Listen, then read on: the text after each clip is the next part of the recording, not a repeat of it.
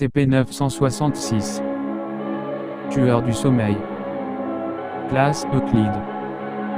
Procédure de confinement spéciale, l'équipe d'intervention IOTA 1 chasseur de rêve et IOTA 2 chasseurs de l'air doivent régulièrement chercher des informations concernant des meurtres violents ayant un rapport avec un important manque de sommeil afin de retrouver et neutraliser les spécimens de SCP-966 toujours en liberté.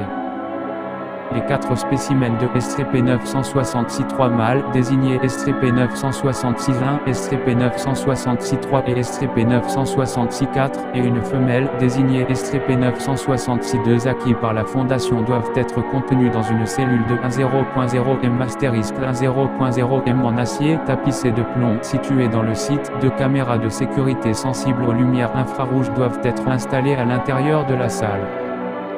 Chaque spécimen de SCP-966 doit être nourri de 20 kg de viande par mois. Si SCP-966-2 donne un jour naissance à un autre spécimen, celui-ci devra être étudié et éliminé avant qu'il ne devienne adulte. Description: SCP-966 est un ensemble de prédateurs ressemblant à des humains digitigrades dénués de capillarité, possédant un visage allongé, de longues dents et une puissante mâchoire. Il possède sur chaque main 5 griffes dont la taille peut aller jusqu'à 20 cm. Malgré le fait que celles-ci soient aiguisées, elles sont également fragiles et se brisent facilement, les rendant peu appropriées pour le combat.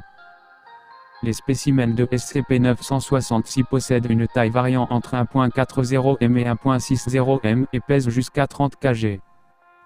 Physiquement, ces créatures sont faibles, possèdent des os creux et une très faible densité musculaire.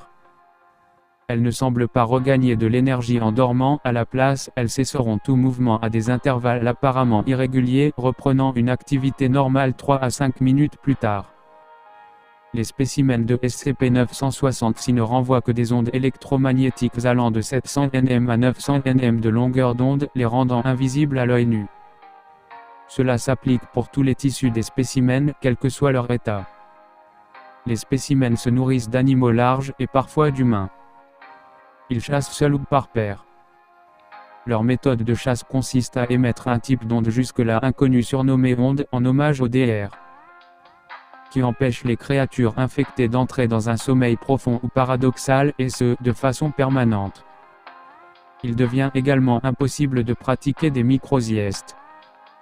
Les ondes ne sont plus assez puissantes pour produire cet effet après 20 mètres de distance, cependant, des tests montrent qu'elles peuvent également être bloquées par des métaux pauvres. Le plomb semble être le métal bloquant le mieux ces ondes. Tous les tests visant à amener à dormir une personne victime des effets de ces ondes ont échoué. Il est toujours possible de les rendre inconscients d'une autre manière, comme par évanouissement. En revanche, ces méthodes seront généralement nuisibles pour les victimes, car elles n'engendrent pas un sommeil véritable. Après avoir privé leurs victimes de sommeil, les spécimens de SCP-966 traqueront leur cible jusqu'à ce que le manque de sommeil l'affaiblisse. À partir de là, les spécimens tenteront de la dévorer. Ces créatures ont montré qu'elles pouvaient être très agiles et silencieuses pendant leur traque. Parfois, elles produiront des cris menaçants pour stresser et fatiguer la cible plus rapidement et seront prêtes à attaquer physiquement la cible si celle-ci résiste longtemps au manque. Mis à part les symptômes fréquemment liés au manque de sommeil, certaines victimes de SCP-966 ont exprimé qu'elles souffraient de puissantes hallucinations ainsi que de crises de colère sans stimulus apparent.